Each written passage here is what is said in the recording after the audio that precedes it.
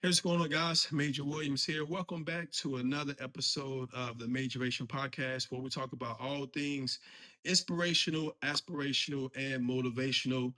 Today is going to be it's a new concept.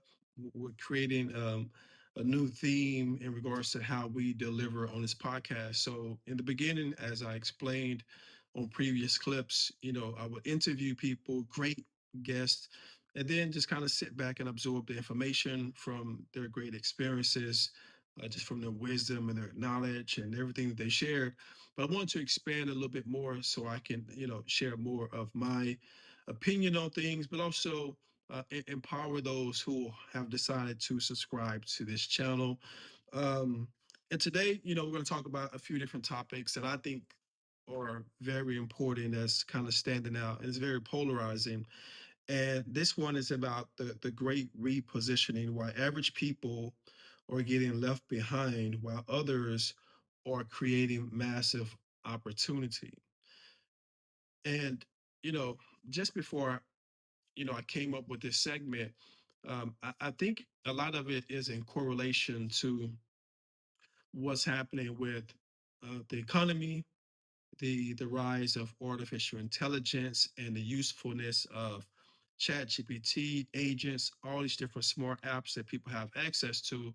And we are in an era right now where technology is a commodity. Technology and knowledge and information is an asset, and the ones who can capture that in the most creative way and also executed are going to be the ones that are said to surpass everyone and leave everyone behind. Now, I believe there's an extreme exaggeration in regards to the timeline of how this is going to happen, because just because you have ChatGPT and you have all the wealth of information, there are still certain psychological characteristics that you must develop to be successful, regardless of the tools, resources, wisdom, mentors that you have. It's something about how time works when it comes to success. That's why they always tell you that there are no overnight successes. You really have to be consistent. You really have to be disciplined. You really have to have certain key habits and characteristics to become really successful. Now, the parachute is this. A lot of times people they move the goalposts when it comes to success, because an easy cop out is that that's their version of success.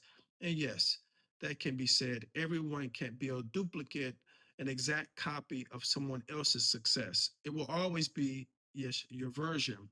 But I think that's another cop out to a degree where people play small and they play in their comfort zone. I can see if that person or someone was playing outside of their comfort zone, being uncomfortable, taking those risks, being calculated, using strategy, being disciplined, being intentional.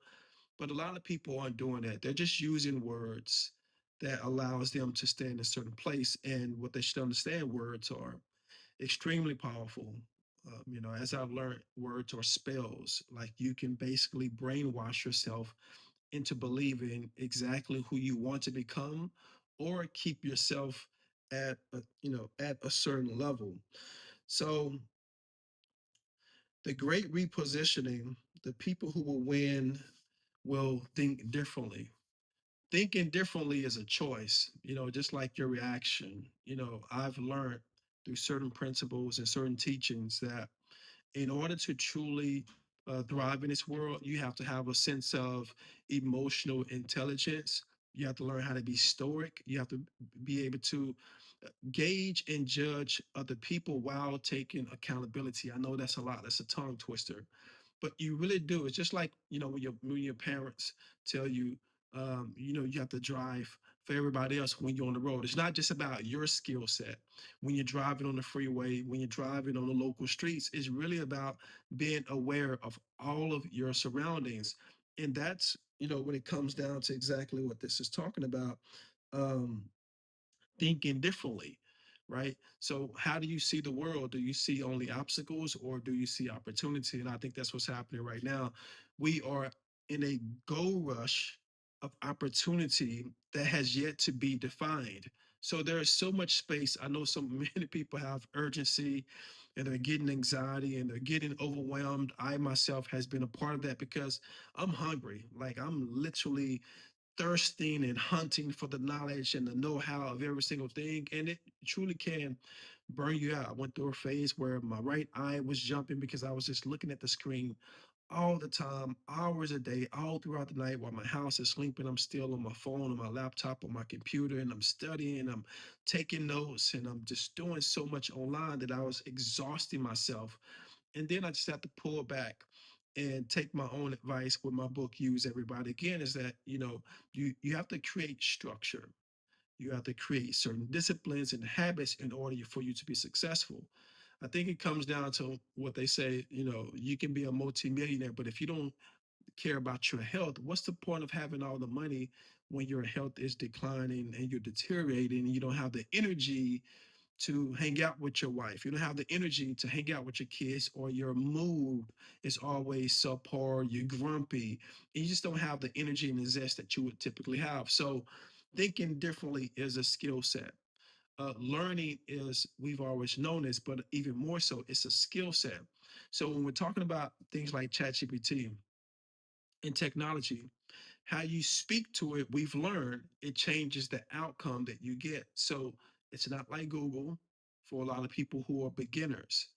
So when I'm doing workshops for, an introductory workshop for like small business owners, which probably struggle the most when it comes to understanding the power, utility, and resource that social media can be for their business, their service, their brand, or their product. Some of them are the most resistant towards it. And the reason why they're resistant is because some of them are not in the red. They're making profits. They built the business that they can work for. It's basically they built another job for themselves. They're trading time for money. But what if you had an opportunity to um, take to automate some of the things to free up a little bit more time? Because when I speak to business owners, they're just as tired as people going to work every single day for someone else, and they're exhausted, and their complaint is they're not having enough time for themselves, their wellness, their mental health. They're not having enough time for the kids, can't help with the homework because they're too exhausted, but they get home too late.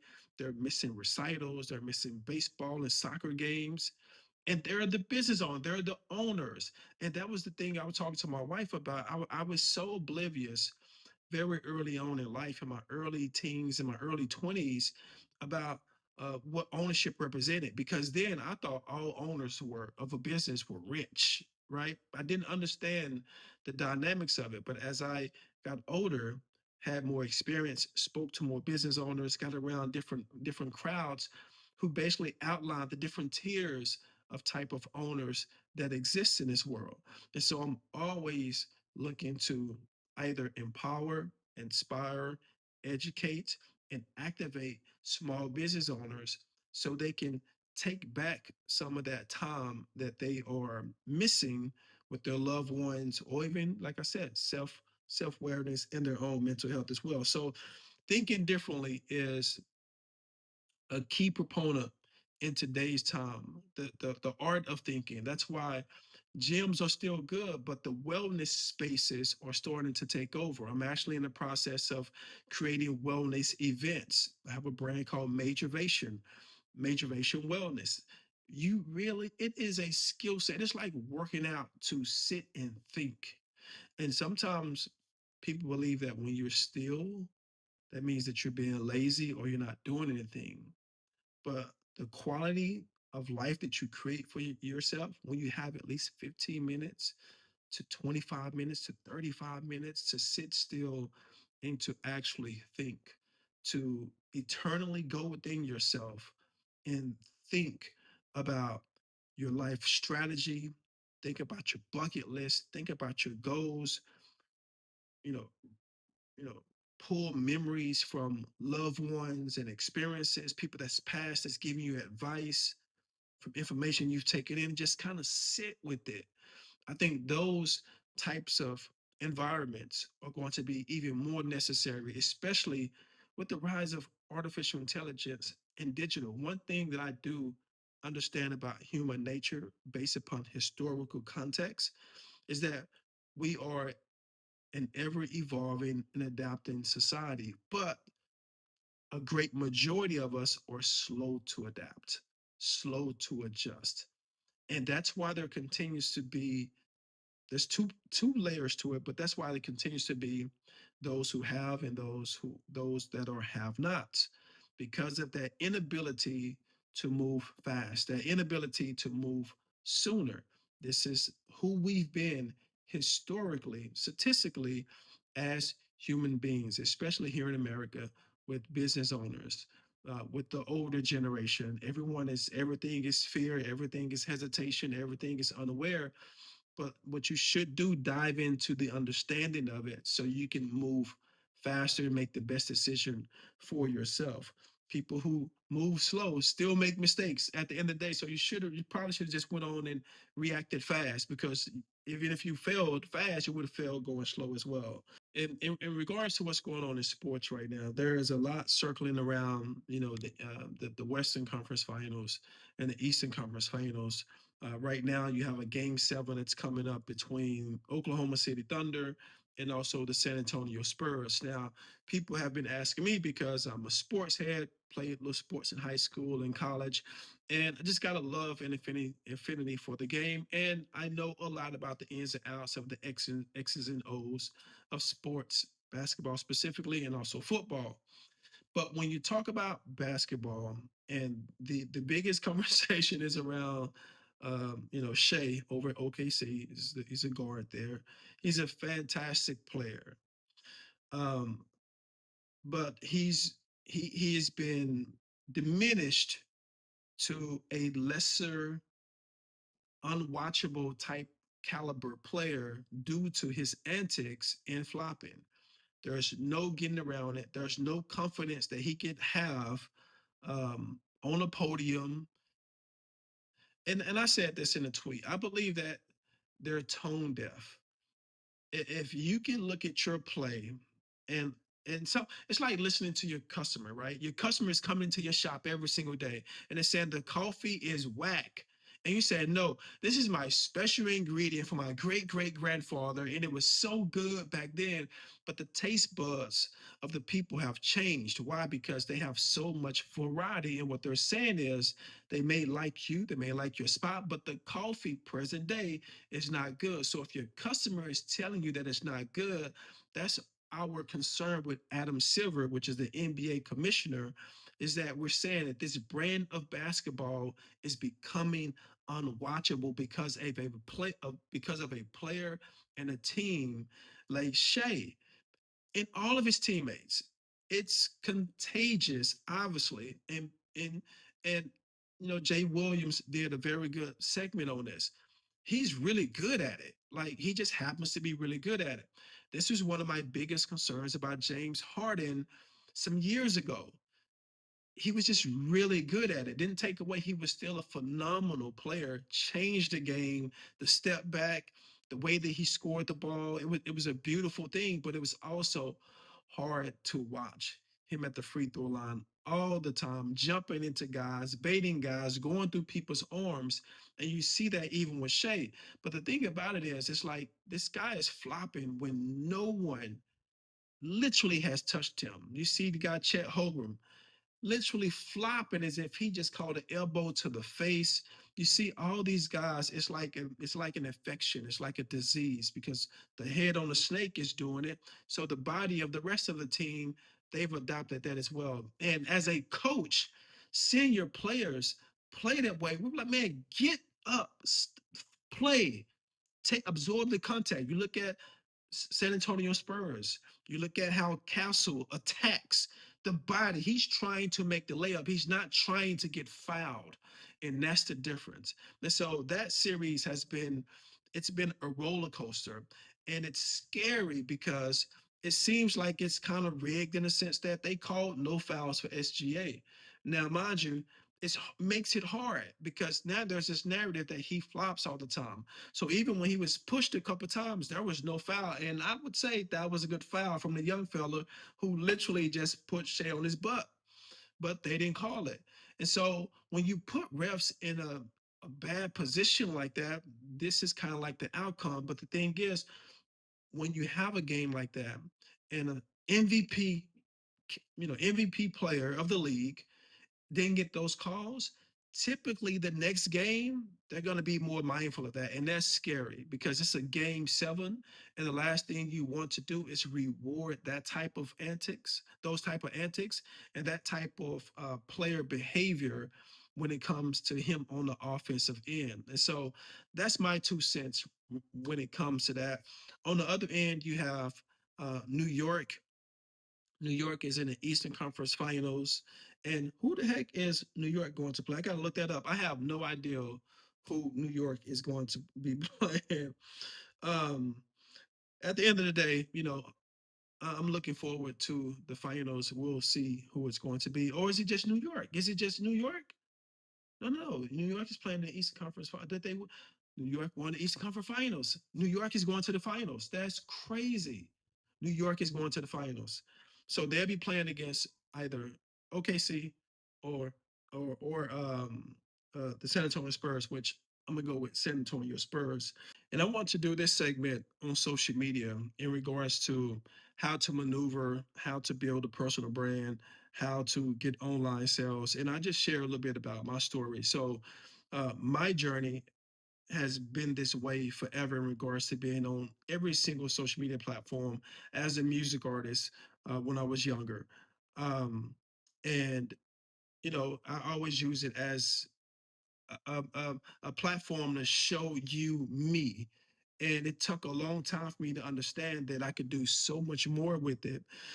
And I guess I learned by seeing other people start to use it as a business tool. And that's what's so crazy about being around the right type of mentality, being around the right type of information that could point you in the right direction. Because a lot of us in these spaces with technology, with these new evolutions, we are drifting.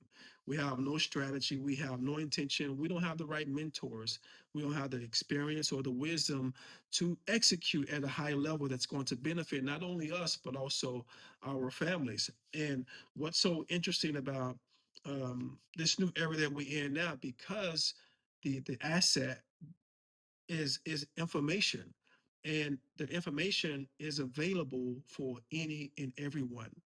The process now, where I would say the thing that's holding a lot of people back now is the process of learning. Once you get out of high school or college as an adult, you're done. The average American reads zero point 0.5 books a year.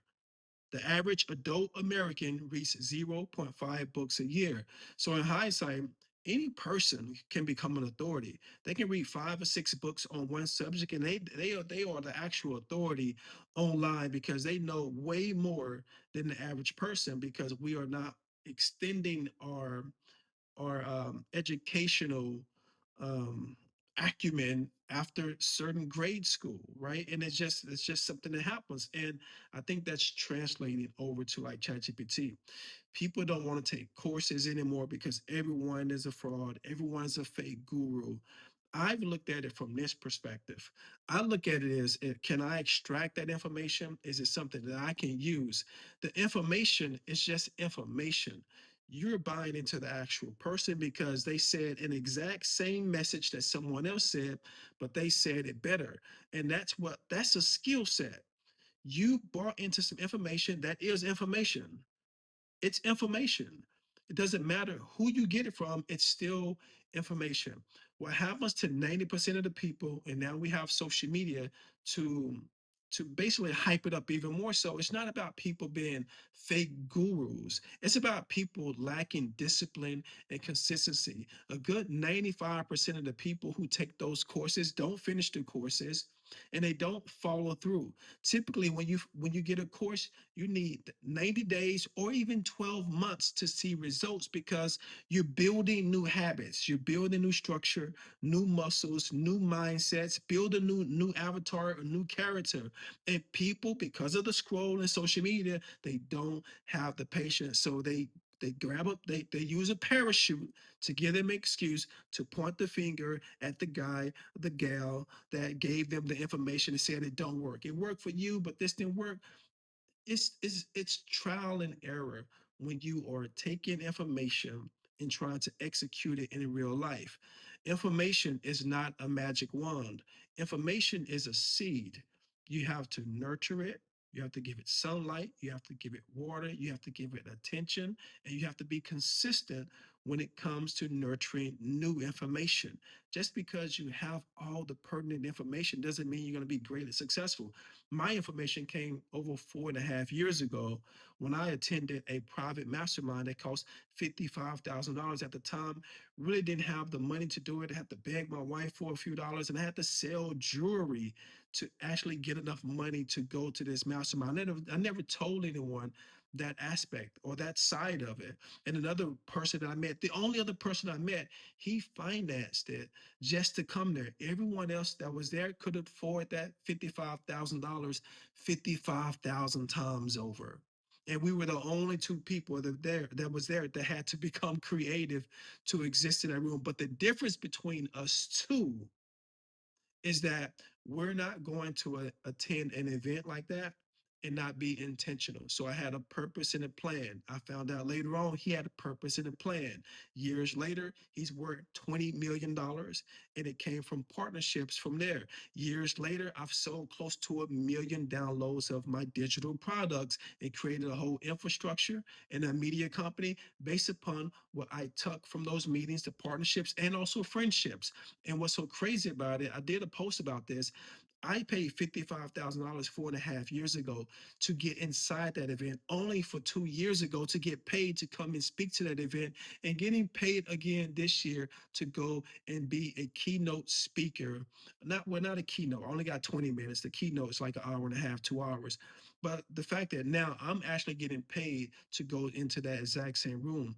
So you have to be ready for the moment. So I talk about when I went on social media and I was excited. I just went to this mastermind and had all these great experiences, got these great contacts, great mindset, great wisdom, great resources, great notes that I can use and execute and remember what was said and how to do this step by step and do this, and just how this be a part of this community, to be able to ask questions from people who have done it before. And the only thing that people could remember is that I said I spent $55,000. And immediately two things made me aware of what was happening based upon the conversations and the mindset and the ideology that I learned from those individuals that are worth 40 million, 60 million, $300 million.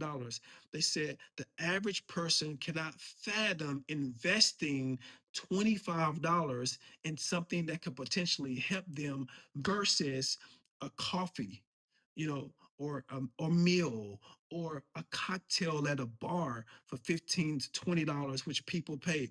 They can't conceptualize that because they don't see the tangible value up front. They need something in their hand to justify that transaction of the dollar. And then a lot of people don't have a that's a whole nother subject, but people were bashing or baffled. They were still supportive, but they were just baffled that someone would pay $55,000. And I've heard people pay way more than that. $55,000 to get in the room. But what they didn't understand, fast forward today, because of that room, I've sold close to 1 million digital products. I've launched a media company. I work with tons of advertisers, consulting for small businesses, other creators. I have the Majorvation Podcast is doing well and it's thriving. We're not even huge or big, but it's because of what I represented. They showed me how to tap in to my life force and my resource and my being, and see myself as always this individual on a jumbotron and worthy. And we understand it's not about who has the most views all the time or the most subscribers. I can be in a work in progress and still be great. You probably just haven't discovered me yet. You probably haven't seen any, you probably haven't seen my previous content. And I had to understand that that's okay. And that's what I want you guys to understand too. It is okay, as they just mentioned, it's not all about followers now. You can have a page with 500 followers making $10,000 a month because the algorithm is now interest based, not follower based. So, based upon the interest, the hashtag, and the relevant of your content, its job now is to put it in front of people that typically will be interested in your type of content.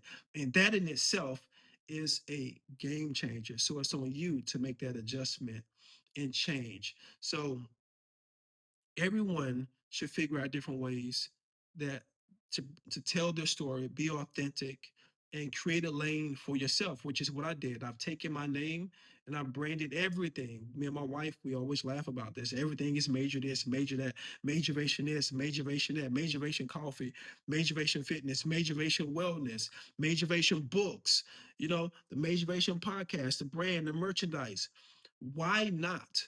Why not find ways using your creativity to add value to others, to solve a problem, to alleviate pain, to find a solution for others that have the resources to pay for that convenience or to eliminate those issues that they're having? And why not you create the service or fill that void for them and you build your life in a company by doing that? Why not? That way you get a chance to think, you get a chance to address your mental health, you get a chance to hang out with your kids, get a chance to go on date nights and travel with your family, go on vacations. You get a chance to actually share what you do with others and show them how to do it as well. That's the beauty of having these types of digital platforms, but also exist in the real world. That's the second layer and phase of it. If you only trapped online, if you don't own your data, if you haven't built real community beyond online, that could potentially be something that keeps you stuck or creates your downfall. So the difference between me, I have multiple communities where it's real people. Even with Marietta TV, it's real people. I have 1,100 some followers on that particular Instagram, and I guarantee you they are real people. I can do an event, have 30 people show up, 40 people show up, 15 people show up, give a great presentation, and someone is going to be interested in moving forward based upon the conversation I have with them at that particular time. At that point, it's on me and my skill set and ability to convey a message that resonates with those business owners, those clients, those creators, those entrepreneurs. So you have to have the online, yes, but you also have to have the offline as well. So entrepreneurship is booming. Entrepreneurship is booming like never before. But everyone isn't an entrepreneur who calls himself an entrepreneur. Becoming an entrepreneur, you have to earn it. I know we just like to put it in our bio. You have to earn it. I had to earn it. I'm still earning it. And that's the thing about it. You're constantly growing and learning. So a good thing is to just be humble, um, and give yourself grace because it takes time. And acknowledge and celebrate smartly your small wins and your small victories. Don't take yourself too serious. Will be my advice. But you become a real entrepreneur once you develop systems. That's I'm saying all to say this. You become a real entrepreneur once you develop systems, whether it's and also learn how to own your data. You become a true entrepreneur when you learn how to develop systems that work on your behalf without you manually doing it from the initial setup. And then you become an entrepreneur once you understand that it takes and structure. Infrastructure is so important. How you set up your entrepreneurism, like it has to be like a business. Like um, so, one of the ways that I've done one of my companies is that we create a trust, which is another topic. Create a holding company, create an LLC. So those things put you in a tax haven, and if you follow the code, it works in your benefit, right? So those things you have to have in place, and I believe that when you have those type of things in place, it truly makes you a real entrepreneur. And then truly knowing your sources and streams of income and knowing how to track them and also uh, be a puppeteer of your financial streams. I know if I want to get a boost in certain areas, it's like, well, what can I do? I can do a live. I can talk about it. I can do a discount. I can do a referral affiliate program. Like it's so many different things, but you have to know this and you have to have these things in place and be able to gauge your analytics and your data and your sales and know those moments and seasons on when to execute those things weekly, monthly, or yearly. That's when you're a real entrepreneur, when you're thinking from a corporate standpoint. about yourself, your personal brand, and also your personal business, whatever it is you're doing as an entrepreneur, that's when you have truly arrived, my friends. That's when you have truly arrived. And for everyone that's afraid of artificial intelligence, thinking it's going to take your job, it's going to be a while. But learn new skill sets, learn how to engage with people. All this artificial intelligence is going to push people to people. Um, Create something that attracts people. They have events that are happening right now where they are no phone zones. People are tapping back into analog. Be figure out where the need is going, where the attention is going, and you create it. At the end of the day, this channel is meant to inspire you, to motivate you, to push you to become the best version of yourself. This channel is meant to tell you if you want to make $1 million this year, if you want to make 10 million, if you want to make 5,000 a month, whatever it is, this channel is here to influence you appropriately in uh, the area of saying you can absolutely do it. There is no better time right now to build a brand, a business, a system, software, hardware, app, website, whatever it is, than it is right now. You want to start a clothing line, you can start it right now. A shoe line, you can start it right now. A jewelry line, you can start it right now. Anything that you want to create, whatever's in your mind, creatively speaking, with the tools that are available, you can do it. Lastly, for the ones who get discouraged when they hear people talk this way and you don't have money, I shared a video on my Instagram recently. I was walking past my refrigerator, and my refrigerator has a big screen on it. My kids watch YouTube on it. We leave notes on it for the kids' activities, and it has a whiteboard on the refrigerator. And I just said, this would be a cool piece of content. And I wanted to put three different ways on how I guess you can, small businesses or anyone can make revenue. And what I wrote on there is that if you're broke, if you're in lack monetarily at the moment, right? As long as your mind is not broken, broke is temporary. But you know what can bring you money instantly? Figure out how to sell something, right? I see people all the time hustling, figuring it out. A guy told me a story. This was 3 years ago, but he told it to me recently about something he did 3 years ago. He had no money at the time. He was broke, but it's temporary. He understood that. He took his pickup truck at the time. He put $7 worth of gas in his pickup truck. He rode around his community on a Saturday and he picked up, because on Saturdays, a lot of people put out their furniture and stuff like this. He picked up their furniture. He picked up little toys and little bicycles and tricycles, and he went and fixed them up a little bit.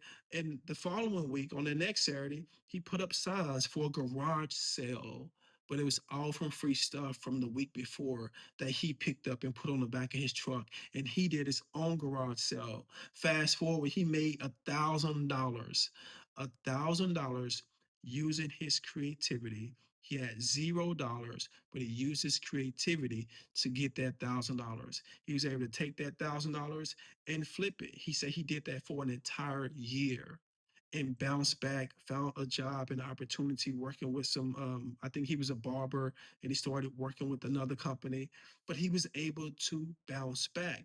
That money helped him get through barber school so he can actually be in a barbershop and get a job and help get his life stabilized. So stories like that, they matter, because I think sometimes we get confused about the monopoly of national news and this person and this happening, instead of looking internally, what can you control? What can you control? You can control your response to life. You can respond how you get up every single day and you're using your mind to think about ways to be of service, to attract the right opportunities for yourself or even your family. That ideal that he did is no different. Other people have done it. you can actually go and do it right now. There's other things that are out there. I remember telling a woman years ago, she was an elderly woman living in a senior living home, and I guess some of her bills increased. And I asked her, has she ever did any of those apps? Because she had an iPhone. I saw she was playing a game. I said, they actually have apps that when you play games, it gives you points, and you turn those points into real cash.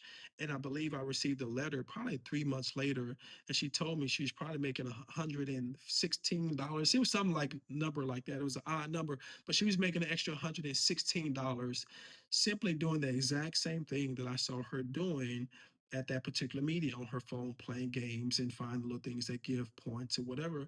So it's so much creativity out there. You just have to open your mind and be creative.